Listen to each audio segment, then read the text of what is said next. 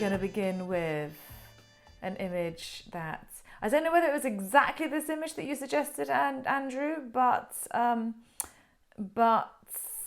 it was very, there's various images in the same vein. So this is how we're going to begin. We're going to begin by talking about a saint who, lots of saints have sort of spooky episodes in their biographies, and as we hurtle towards Halloween, we're going to keep this going, of course we are. But there is one who had a kind of 35-year episode that is always depicted in art, and this 35-year episode was when he was tormented in the desert. But I've got to say, first of all, there are two St Anthony's. So this saint is St Anthony Abbott, or St Anthony of Egypt, or sometimes St Anthony the Great. And this St Anthony was a 3rd century saint, okay? He was the first one to go out into the desert. Not to be confused with this chap, just so that you know. This is St Anthony of Padua, obviously. So St Anthony of Padua is a complete Johnny-come-lately. He is a 12th century saint. And basically it's kind of hard to tell who he is quite often, because by the time he came along, all of the artists, all of the saints had kind of taken up all of the attributes, all of the good attributes. And so St Anthony of Padua is left with being depicted in a Franciscan habit as he is there. He's often brandishing a book. Sometimes he's brandishing baby Jesus. But this is not St Anthony Abbott. This is St Anthony of Padua. Got it? Okay, so St Anthony Abbott. He's the 3rd century saint who went out into the desert, and this is the kind of thing that happens in the desert. He was tormented.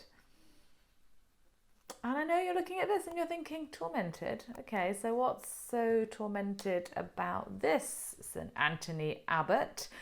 First saint to go and live in the wilderness for 35 years. You've got your little hut there. You've got a lovely, demure little lady wearing pink who's like, sidling up to you, saying hello. Oh, hello, she's even got wings, so she's probably even an angel. Who knows? And you've got a problem with that? Don't get it. I don't get it.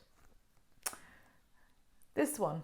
Here he is again. This is Anthony Abbott out in the wilderness, and this time, well, it's really hard to make out what's going on. He is doing what?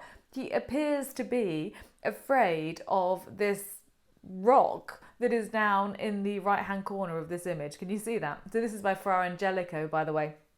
A gorgeous artist, 15th century Florentine artist. So it's like, okay, I think he kind of needs to sort of sort himself out, to be honest. Maybe the desert's made him go a little bit weird. Because, afraid of lovely young ladies who just want to come and say hello, and afraid of rocks. Well, we get to this image. Here he is again. Okay, so I think by now we can begin to see what the problem might be. So here is Anthony over on the left-hand side of the image with two more pretty ladies, this time not quite so demure. Could have found some clothes. I mean, I know it's hot in the desert, but they'll get terrible sunburn if they're not careful. And next to them is a lady who is kind of even more disturbing in a way. So she has her breasts on display. She hasn't bothered to dress herself properly, whereas, well, they haven't bothered to dress themselves at all. And also then there's some kind of weird stuff going on. There are some soldiers down in the right hand corner. I can't really see on the, that's not the soldiers, there's some soldiers down in the right hand corner. And then there's a little guy, whoa, devil sitting around with no legs. He seems to be a tiny weeny man with a very big tummy and a hat on with, he has got legs actually, but they're very skinny legs. So beginning to think that maybe all is not quite well here. These ladies are actually offering St Anthony something on a platter that he is very vociferously rejecting. I can't see what's on that platter, but it could be something absolutely delicious, or it could be something absolutely revolting. And this is kind of the point, because St Anthony, he's in the desert. He goes out into the desert for about 35 years, as I said. And he is well on his way to becoming this great Christian monastic father. Go out into the desert and find yourself and reject all sin and reject all evil, which is what he's doing. And the devil's thinking, well, this isn't good for me. I don't want people, starting to do this stuff and becoming really holy and rejecting all sin. And so what the devil does for a period of 35 years is he sends all sorts of temptations to try and knock Anthony off his perch of perfect saintliness. That was good, wasn't it? Perfect saintliness, no, perfect perch. I rhymed something and then I alliterated something and then I messed it up. So this platter could be something delicious, as in it could be bread, and that is because he's being tempted when he should be fasting, and so he has to reject something that he might really want. He saw all sorts of visions. He saw soldiers, hence these little fellows down in the right hand corner of the painting. He saw demons, and I think this poor little chap with the very small legs is supposed to be a little demon. And of course, these women, so is the lady in red a procuress? Perhaps there's a hint to that. Are they demure, lovely ladies that you would want to associate with if you were a saint? No, they are definitely not. These are not the sort of ladies you want to have a dalliance with, because you are going to get yourself into all sorts of trouble. They are sent by the devil to tempt you. So St Anthony has become this kind of fabulous figure for artists to depict, because so much of his torment was in the form of visions. So obviously that's visual, happy days for artists, and they could let their imaginations run completely wild. But I have to say that poor St Anthony, he didn't just have to deal with visions.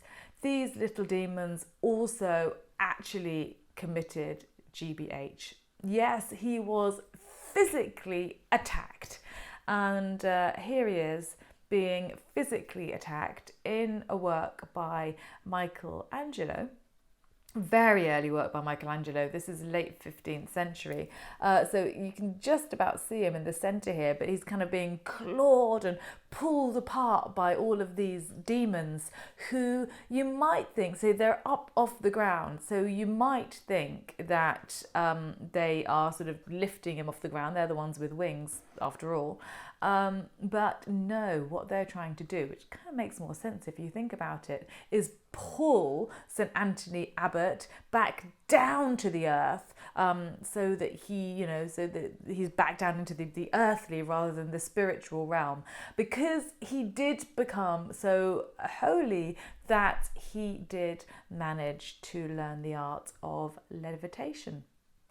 St Anthony and levitation. I think, judging by this next image, he might have also learnt the art of medication. Is this not the biggest acid trip you've ever seen in a painting? Well, maybe not ever seen, but this is definitely up there with them, isn't it? So here is St Anthony. This time he hasn't levitated, but he is on the ground being bashed. Can you see there's a demon with a kind of bird's head, brandishing a stick. So he's being bashed by demons. He's being clawed by demons. This is a real hellish nightmare that he's in, and very, very surreal and hallucinogenic.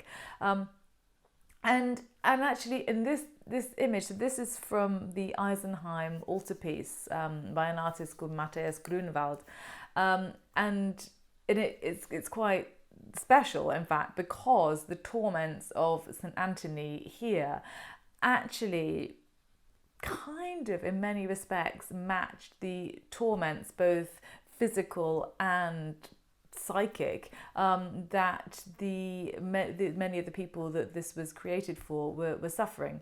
So this was created for the Eisenheim Hospital, and the Eisenheim Hospital was somewhere that specialized in a disease called ergotism, which was caused by eating rye infected with a fungus. So it was a disease that was very commonly suffered by the peasant classes. So down here, that's down in the bottom right-hand corner of this painting, you can see a little guy sort of head thrown back with a bit of a Father Christmas outfit on, half a Father Christmas outfit. Where is he? Here he is.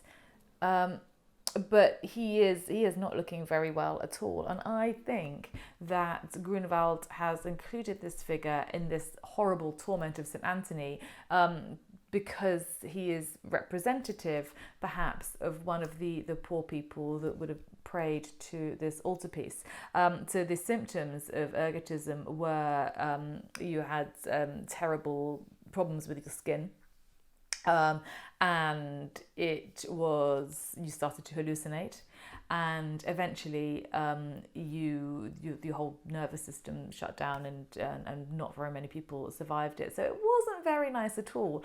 So I think that this little fellow is a sufferer and trying to gain succor from St Anthony, who I don't know whether he's going to be able to help him.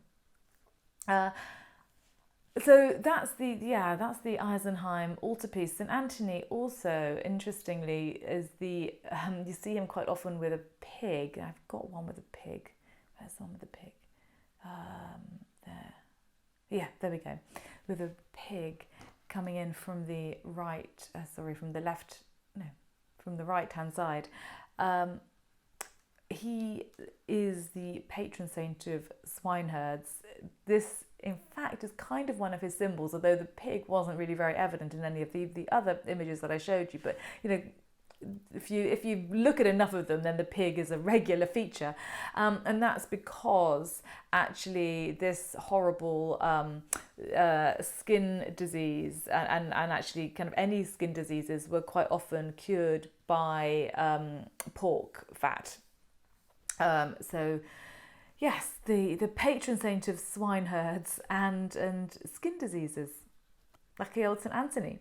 And also he is praying there towards a very special kind of cross. You can just see it over on the left-hand side, and it's a cross. It's called the Tau cross, T-A-U, which is sort of the cross bit is higher up than normal.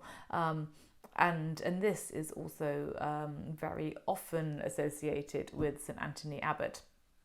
So the Eisenheim altarpiece, fantastic altarpiece. The other side of the altarpiece to the torment of St Anthony is this, which is St Anthony actually with St Paul. So this is a bit mean. So he's been through all of this horrific torment, demons and visions and so on, and then kind of he's been out in the desert for absolutely ages. He's kind of he's thinking, yeah, I'm the first person to have done this, so I've lived through this hardship. I am like the first hermit. And then up turns St Paul, and he's like, and St Paul is the one on the right hand side of this image, in kind of animal skins, to show us that actually St Paul was there first. So St Paul was like, you think you've got the steer, you think you're the first hermit in the desert. No, mate, I'm sorry, it was me. So kind of the last lesson that St Anthony had to learn was humility. And this is all there in the Eisenheim altarpiece, which is fantastic. But there you go, that's St Anthony. Let's have him being tormented again, why not? He apparently lived to the age of 105. He did finally get out of the wilderness, lived to the age of 105, and reports have it that at the age of 105 he was still very vigorous and still had all of his teeth.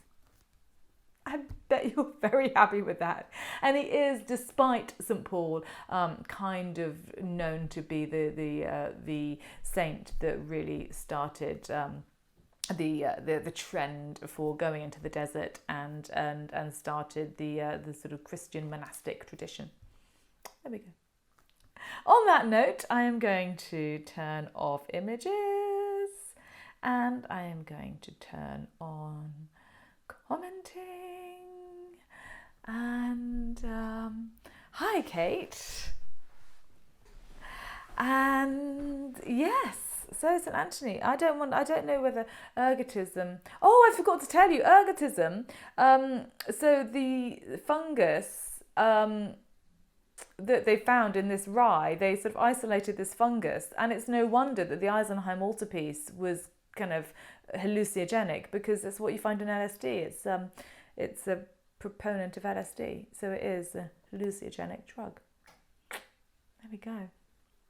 Oh, don't be eating infected rye or taking LSD. Drugs are for mugs, that's what they used to say at school.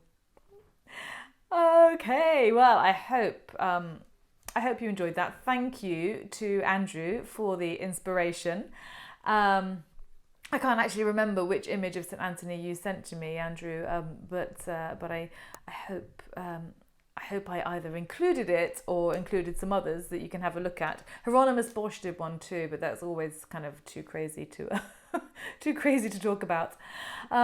So have a lovely day, and hopefully I will see you next Thursday, and then maybe I'll see you next Thursday evening for a lovely Halloween tour. And yeah, I hope that the rain stays off wherever you are and you have a glorious sunshine as we have here in London. And take care. Thank you very much for joining, everybody. Bye.